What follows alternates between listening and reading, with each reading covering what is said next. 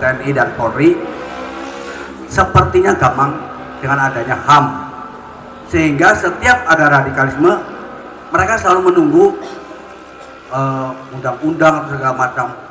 Harapan saya begitu ada radikalisme tangkap, tidak perlu tembak. Ini yang katanya mengatasnamakan agama, orang-orang yang sudah bergabung itu dimiskinkan hartanya atas nama perjuangan Islam. Yang punya motor, yang punya mobil, punya rumah, punya dijual untuk infak. Jadi dimiskinkan hartanya. Yang kedua, dirusak akhlaknya. Anak-anak muda yang baik tiba-tiba mengkafirkan semua orang, termasuk orang tuanya dikafirkan.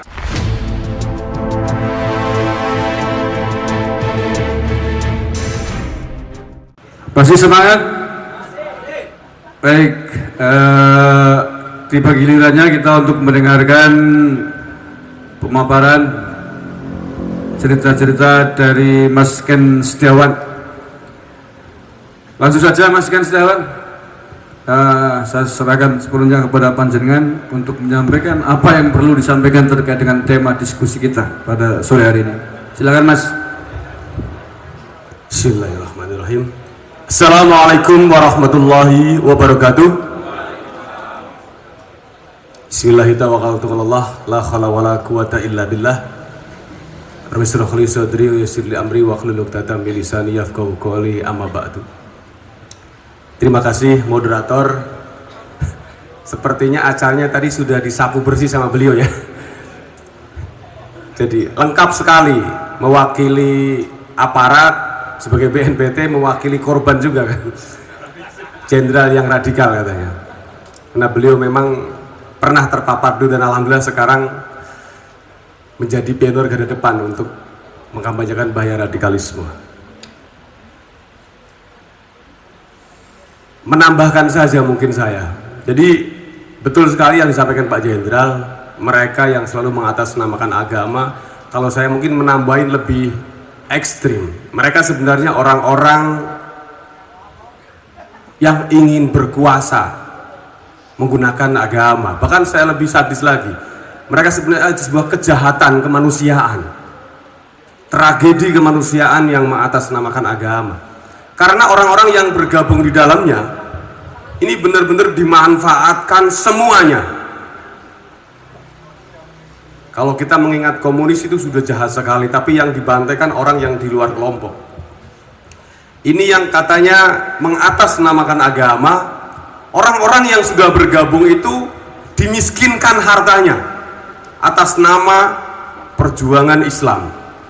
Yang punya motor, yang punya mobil, punya rumah, punya dijual untuk infak. Jadi dimiskinkan hartanya. Yang kedua, dirusak akhlaknya. Anak-anak muda yang baik tiba-tiba mengkafirkan semua orang, termasuk orang tuanya dikafirkan. Bukan hanya yang di luar agama, yang seagama pun, yang rajin ibadah, kalau belum bergabung dalam kelompoknya juga dianggap kafir. Jadi dirusak akhlaknya, dihancurkan masa depannya. Yang sekolah, yang kuliah, yang bekerja harus berhenti dari dunianya karena harus aktif dalam kelompoknya. Jadi lengkap sekali. Saya sebut tragedi kemanusiaan yang mengatasnamakan agama. Dan tadi yang sampaikan Pak Jenderal, kelompok radikal di Indonesia, teroris yang sudah ditangani latar belakangnya Salafi, Wahabi, Jihadi. Kalau saya tambahin lagi, induknya NII yang sudah terkontaminasi dengan Salafi, Wahabi, di Jihadi. Karena hampir semua kelompok radikal di Indonesia latar belakangnya mereka mengidolakan satu sosok yang kita kenal dalam sejarah, namanya DITI, Darul Islam Tentara Islam Indonesia atau Negara Islam Indonesia, NII. Tadi jelaskan, NII Komandemen Wilayah 2 dipimpin Abu Bakar Ba'asyir dan Abdullah Sungkar, ganti baju namanya JI. Ada JAD, ada sekarang lagi namanya Khilafatul Muslimin yang lagi eksis, dan kebetulan kantornya dekat rumah saya di Lampung. Saya lahir di Kebumen tapi berdomisili di Bandar Lampung. Kebetulan kemarin sore saya masih di Sumatera Selatan di Oku, karena permintaan dari panitia harus hadir. Alhamdulillah lewat darat tadi sekitar jam 11 sampai di Purwokerto. Jadi kemarin kita di Sumsel di Oku itu cabut baiat dan ikrar setia kepada NKRI untuk 39 warga NII yang sudah insaf, yang sudah kembali dan siap untuk bermitra bersama kita untuk melawan bahaya radikalisme NII. Beberapa bulan yang lalu kita di Sumatera Barat, 1157 anggota NII juga alhamdulillah sudah berikrar setia kepada NKRI dalam 3 sesi. Yang pertama di Damansaya ada 391, di Kabupaten Tanah Datar 518, dan di Kabupaten 50 kota itu ada 225. Jadi kita mengapresiasi aparat yang telah merangkul, karena dulu orang-orang yang sudah terintegrasi ditangkap, hari ini dirangkul, dan itu luar biasa. Walaupun awalnya banyak masyarakat sekitar yang tidak percaya, bahkan di medsos gak ada NI di Sumatera Barat. Saya sampaikan, kami tidak menyalahkan aparat, kami tidak menyalahkan pemerintah. Ini virus, jangankan aparat dan pemerintah, keluarga terdekat yang satu rumah, di antara keluarganya ada yang terpapar, banyak yang tidak tahu. Jadi ini juga menjadi kewaspadaan kita bersama. Barangkali mereka bisa ada di sekitar kita, karena mereka pintar sekali menyembunyikan jati diri. Kelihatannya orang baik, akhirnya ketika sudah masuk ke organisasi dia menyebarkan pahamnya. Bahkan kemarin di Sumatera Selatan ternyata mereka masuk ke Rohis, ke lingkungan pendidikan. Ini yang akhirnya mencoreng nama organisasi-organisasi di sekolah maupun di kampus, kelihatannya jadi radikal. Akhirnya banyak orang tua yang melarang putra-putrinya untuk belajar agama di sekolah maupun di kampus.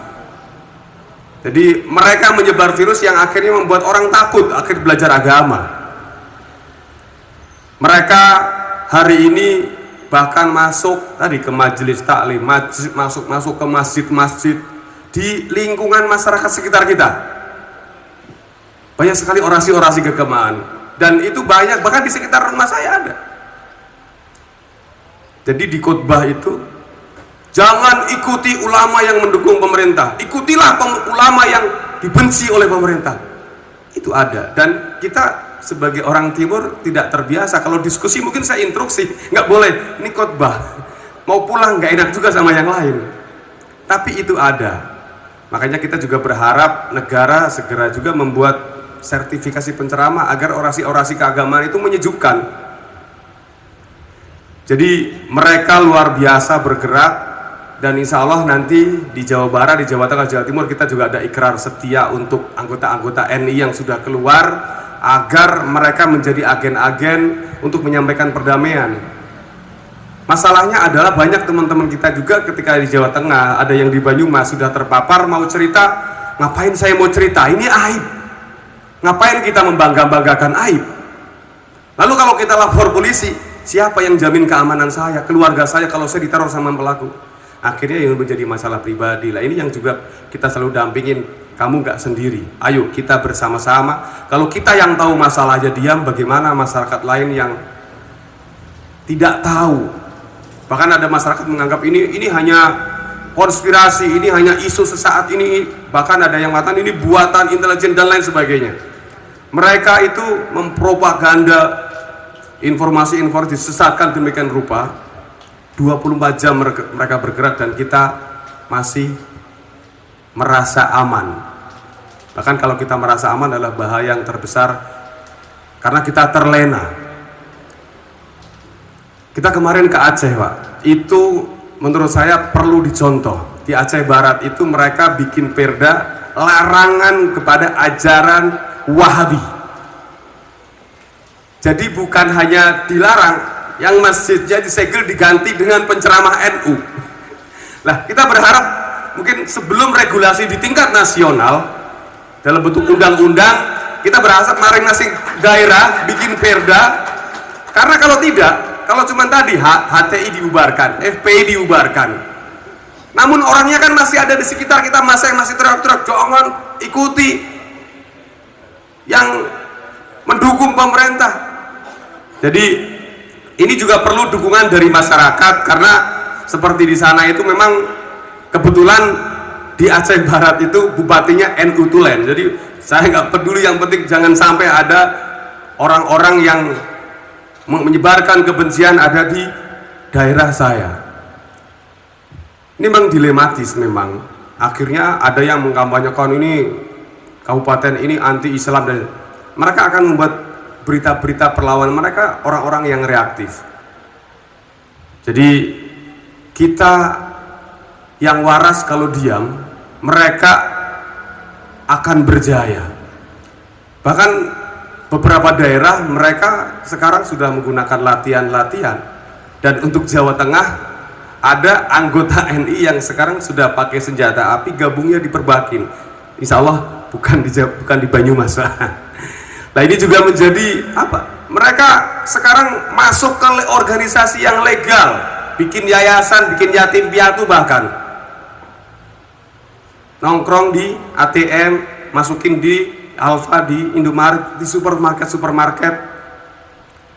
Bahkan beberapa tokoh NII ini juga kita menjadi kritik pemerintah yang kita temukan dari pengakuan korban itu. Salah satu pentolannya adalah pengurus Badan Amil Zakat Nasional. Artinya ini kan virus, bukan Basnasnya yang salah, tapi ada oknum-oknum yang masuk. Bahkan sudah masuk bahkan di MUI.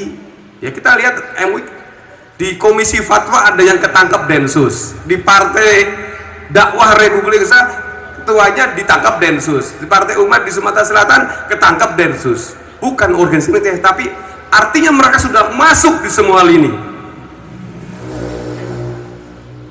Bahkan mungkin bisa ada sudah sekitar kita.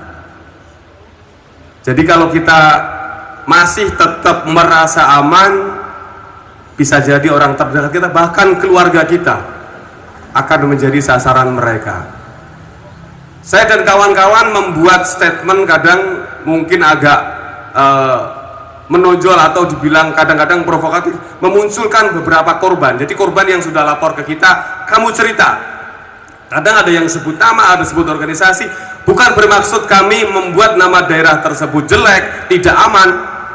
Justru kami peduli menginformasikan kepada masyarakat sekitar, kita harus waspada. Tapi jangan sampai fobia. Karena mereka orang-orang yang luar biasa. Saya kebetulan dulu besar di pondok pesantren NU, tapi masih bisa kesambet sama mereka. Luar biasa, mereka punya ayat-ayat, walaupun ayat potongan, tapi kondisi pas dengan hari ini. Kita diajak masuk ke dalam Islam secara kafah, betul. Tapi yang dimaksud kafah itu orang Islam tinggal di negara Islam menggunakan hukum Islam. Hukum kita buatan manusia, tauhid berhala, itu. Jadi konsep-konsep hijrah ini juga banyak sekali. Dan yang terbaru yang masuk kelompok NI sekarang bukan hanya muslim, mereka menyasar kelompok-kelompok non muslim. Bahkan di Jawa Tengah minggu ini kita dapat laporan ada salah satu mahasiswi yang ternyata pendekatannya lewat pernikahan.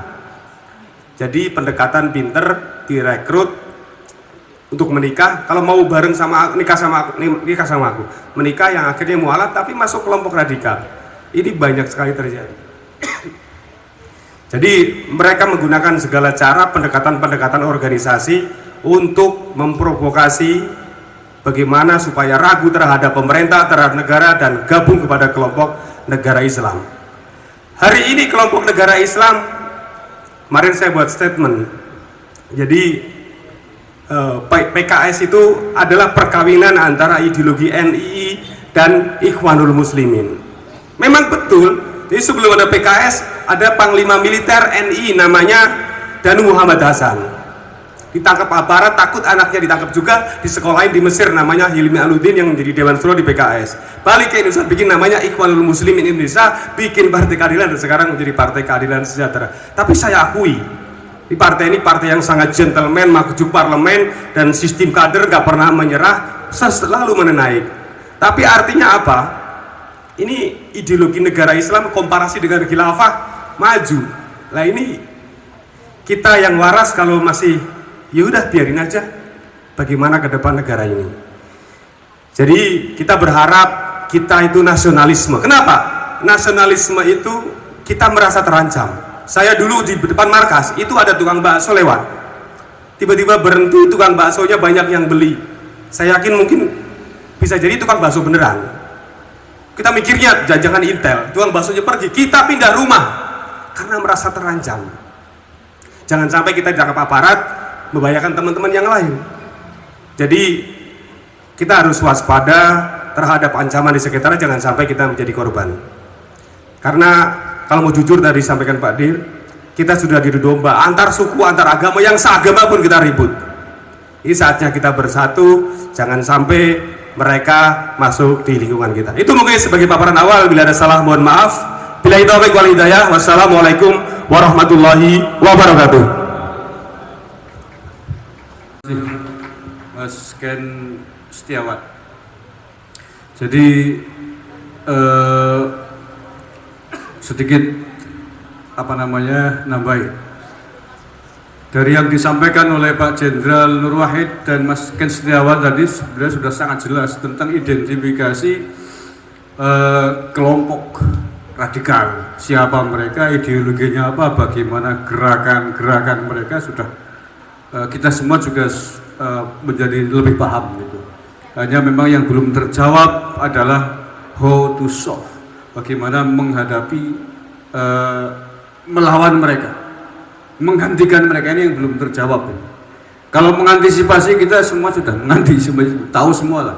Ibarat kita di sini di pojok sana, pojok macan semua. Kita tahu macannya, rumahnya di mana, bagaimana cara mereka merekam, tapi kita sementara masih waspada macannya manak terus. Suatu saat kita diterkam. Bagaimana cara nangkapnya ini yang belum ini. Nah ini mungkin tugas pemerintah daerah untuk lokal Banyumas. Tadi sudah dicontohkan di Aceh sudah ada perda pelarangan Ustadz Wahabi. Di Banyumas kalau tidak berani melarang Wahabi kebangetannya, ya. Kalau nanti Pak Sadewo jadi bupati berani membuat perda itu kita dukung ya. Kalau nggak berani membuat perda pelarangan Wahabi jangan kita dukung. Pada pengen jurnal macan pada manak. Baik, terima kasih Mas Ken Setiawan. Yang ingin saya tanyakan sekaligus saya mewakili golongan orang tua, terutama emak-emak yang secara rutin ya mendampingi putra-putrinya, generasi muda penerus bangsa ya, yang kita sangat miris dan prihatin sekali karena mereka ini sekarang ini banyak menjadi korban ya, sasaran dari gerakan-gerakan radikalisme itu. Yang ingin saya tanyakan di sini mungkin lebih pasnya kepada Mas Ken ya, sebagai salah satu korban yang kemudian akhirnya masih insaf gitu ya, bisa dikatakan seperti itu. Mungkin bisa dibagi Mas, bagaimana kami sebagai orang tua ini mengantisipasi atau membentengi anak-anak kami ini dari gerakan-gerakan yang seperti itu. Itu satu. Yang kedua, mungkin bisa juga dipaparkan kira-kira ciri-cirinya seseorang secara umum ya yang sudah terpapar itu seperti apa, biar kami sebagai masyarakat umum ini juga ikut peran aktif ya dalam membantu pemerintah mengatasi gerakan radikal ini. Saya rasa dari saya cukup itu. Apabila ada kesalahan mohon maaf. Assalamualaikum warahmatullahi wabarakatuh. Assalamualaikum warahmatullahi wabarakatuh. Langsung ke Mas Mukmin yang di tengah. Saya berharap diskusi-diskusi semacam ini tidak hanya menguap saja setelah kita selesai diskusi. Karena hari ini kita merasakan radikalisme sudah masuk kemana-mana. Kalau hari ini yang hadir mayoritas adalah orang-orang NU yang notabene kesetiaannya kepada Pancasila, NKRI itu sudah tidak dipertanyakan lagi. Tetapi bagaimana ke sekolah-sekolah yang terpapar itu? Kami di Kalibagor pernah ada satu pondok X ya, bahwa di situ dia ada upacara bendera dan sebagainya. Bahkan 17-an kemarin mengibarkan bendera Palestina. Saya langsung telepon kanit polsek, kan dibongkar sama orang cabut dawet, tapi aku resikonya ribut. akhirnya didatangi oleh Polsek. Dan saya kadang-kadang berpikir begini, hari ini yang berkuasa PDI Perjuangan dan NU saja kondisi radikalisme masih seperti ini, apalagi kalau kelompok-kelompok itu yang berkuasa. Saya kadang berpikir itu. Saya tunggu komitmennya bapak-bapak dari Dewan, mayoritas kok Mas Orawani, gawe perda Sumatera Selatan, tadi mana Sumatera Aceh ya? Aceh rata-rata bukan NU gitu aja berani. Pak Dewo tak dukung anak berani memberikan komitmen, ayo komitmen bareng orang bapak.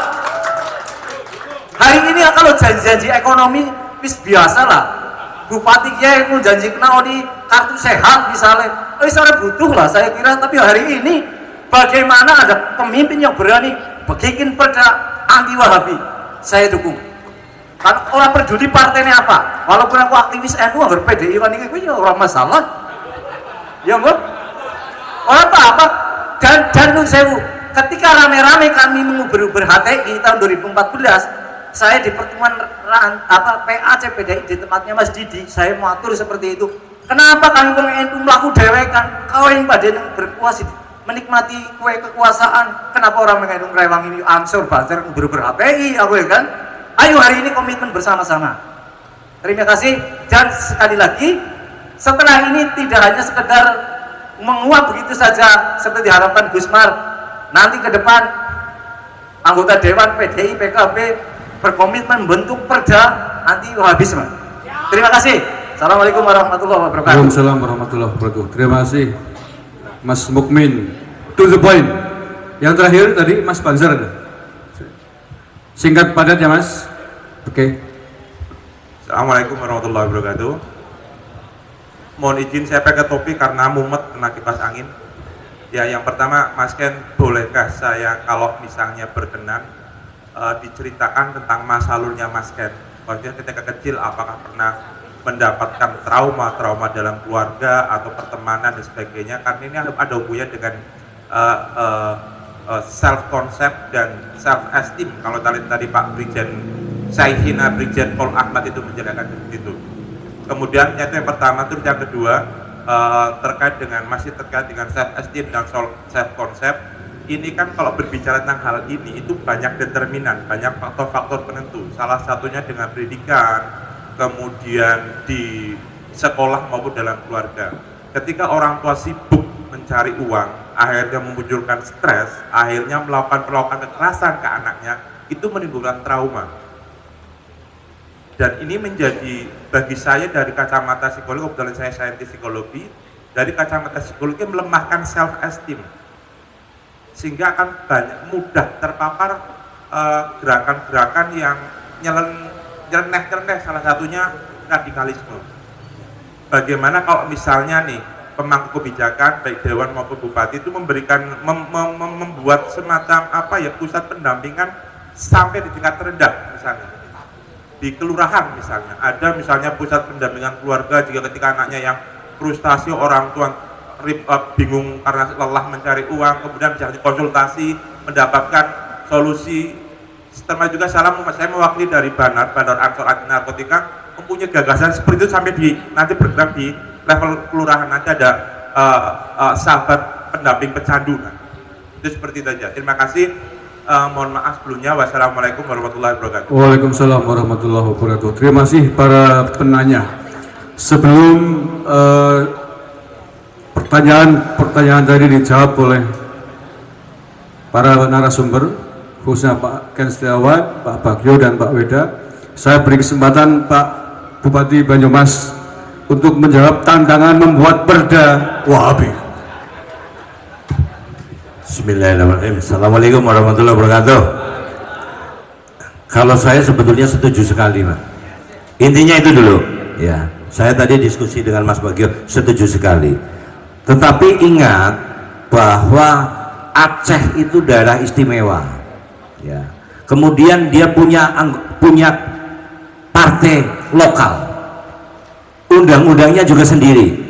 Jadi kalau kita mau bikin perda, mohon maaf sekali, itu harus ada tuntunan aturan yang ada di atasnya. Tapi yang saya janjikan nanti Saya sudah diskusi juga dengan Pak Bupati, tapi memang ini bukan hal yang mudah. ASN yang jelas-jelas sudah terpapar, kemudian dia pegang jabatan dan di situ dia punya anak buah, itu harus dinonjolkan. Itu dulu, ya. Kemudian tadi ada pertanyaan masalah radikalisme di sekolah. Ya, salah satu SMA negeri favorit, kebetulan saya alumni di situ. Saya datangi SMA-nya. Di situ ada 5 orang, 4 orang guru terpapar radikalisme, 1 orang pegawai TU. Saya panggil 5-5, saya hadapkan dengan kepala sekolahnya. Saya datangi karena saya alumni di sekolah itu.